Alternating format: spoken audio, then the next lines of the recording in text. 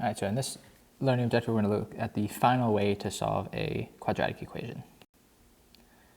All right, so that's what I just said. All right, so the final way is called the quadratic formula. All right, it's called the quadratic formula because it's literally the way you can solve every single quadratic. So any quadratic you have, if you get it into this form, all right, so the x squared term, the x term, the constant term equals 0. All right, if you can get your quadratic into this form, you can always use the quadratic formula. All right, here's the formula. All right, so for right now, I'm just going to give you the formula.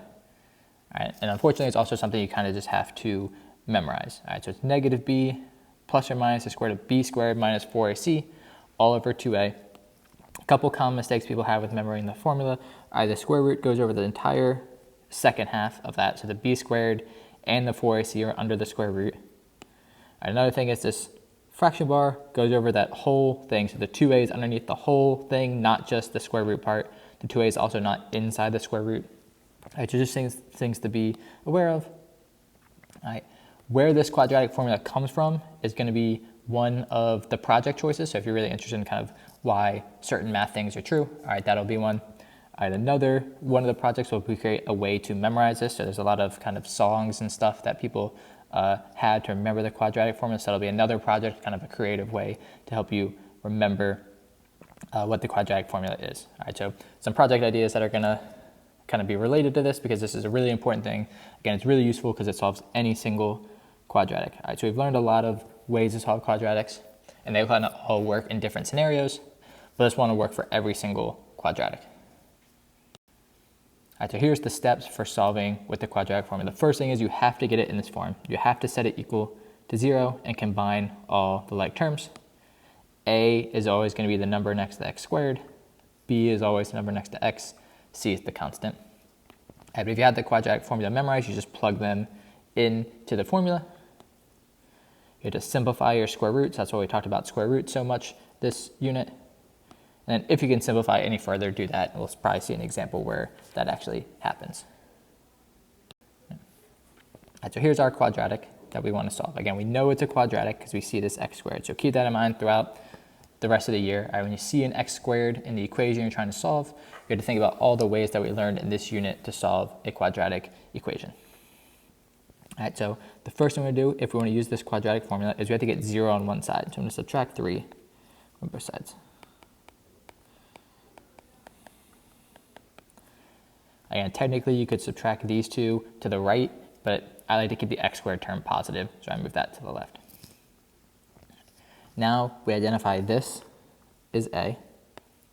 Negative 2, make sure you include the negative signs, is B. And negative 3 is C.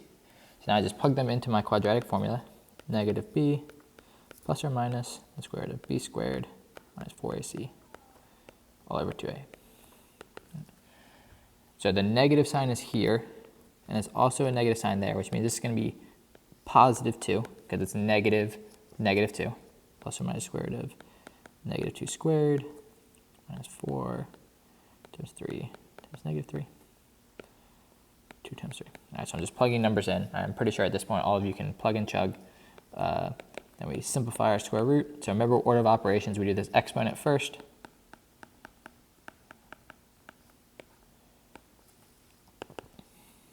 And then we do that multiplication. So we're going to do the negative 4 times 3 times negative 3. Let's see, it's going to be negative 4 times 3 is negative 12 times another 3 is positive 36. All right, but I'm actually going to type that in a calculator just to double check. 4 times, yeah, 36, okay. And then we can add to get 40. All right, so that's kind of the first big step is plugging everything in. All right, so this is your kind of first big step. Your second big step is to get that to a single number. And then remember, we can always simplify square roots. So 40 is 4 times 10. All right, if we have any perfect squares in there, we can bring it out. 2 square root of 10 over 6.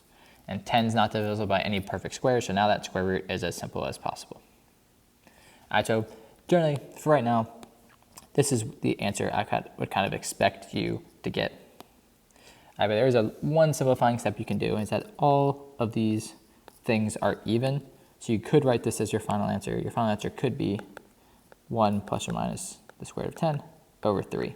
If I divide each of those terms by 2. All right, that's a step I wouldn't require you to make for right now. Right, just plugging everything into the quadratic formula and simplifying your square root is a good start. Right, but if you realize that everything in your quadratic formula can be divided by the same number, you can simplify it a bit into a slightly smaller final answer. All right, so that's how you use the quadratic formula. Again, it's really just a plug and chug thing once you figure out what A, B, and C are. I will just do a couple more examples to kind of figure out some of the intricacies that can happen. All right. Again, it's already equal to 0, so this is A. There's no number next to the x, so it's always that invisible 1. So B is 1, and C is negative 1. So my solution to this, I'll write the quadratic formula out. Plug in 1 for B, 6 for A, negative 1 for C. Again, the first big thing after you plug things is to simplify that square root.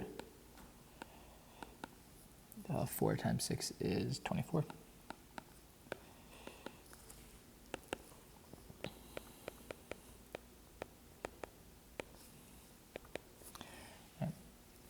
All right, so I simplify the number inside of that square root. Remember to do the exponent first and then the multiplication. So I get 1 plus 24, and that's 25.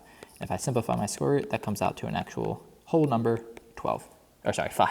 All right, I had to write a 12 on the bottom. All right, but that square root goes away. When you get something that looks like this is where you can actually get kind of two nicer answers, because remember, the plus or minus is just a shorthand for saying there's two different answers. So one answer is going to be, if I choose the plus sign, it's going to be 4 over 12, which is 1 over 3. Another answer is going to be if I choose the minus sign, negative 6 over 12, which is negative 1/2. All right, so these are my nice, well, nice, they're still fractions, but still pretty nice answers for this quadratic formula. All right, make sure you fully simplify, go as far as you can. So once this square root completely goes away, I can actually get it down to kind of nicer nicer answers that don't have square roots and fractions and stuff. Right. And one thing you might be asking is, like, why didn't we just learn this first if this solves all the quadratics? Is because the other methods still work. So when you get nice answers like this, it actually means that your quadratic at the start could have been factored. So factoring is still a perfectly valid option for this one. Also, completing the square would have been fine too. All right, but just know that you can still use those other methods as well. The quadratic formula is kind of the most tedious and long one, but it is nice because it solves every single one. All right, but you could still factor this one. You'd end up getting 3x minus 1 times 2x plus 1 equals 0. So if you factored it, you get that, and you would end up getting the same answer. So just remember, there are other methods to solve quadratics, but for right now, the quadratic formula is really useful because it solves every single one. All right, here's another one. All right, it's already set equal to 0, so now I plug it in. All right, b is negative 1, so negative b is going to be positive 1, negative 1 squared.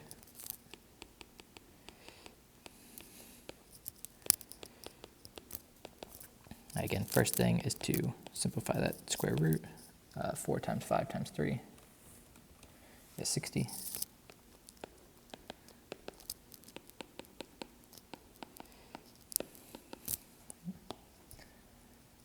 And we try to simplify the square root of negative 59. For right now, there's a negative in a square root, which means we have no solution.